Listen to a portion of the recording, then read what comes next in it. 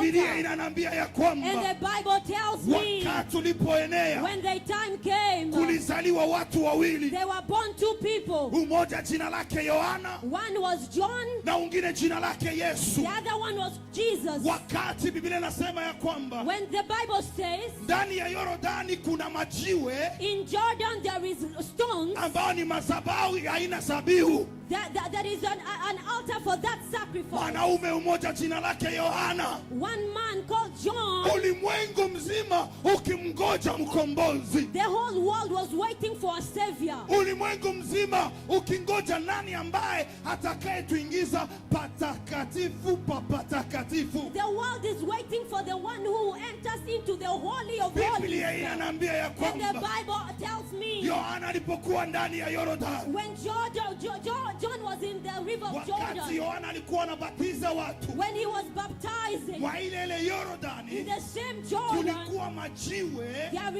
there were stones ambayo inangoja dhabihu ama that sadaka. was waiting for sacrifice.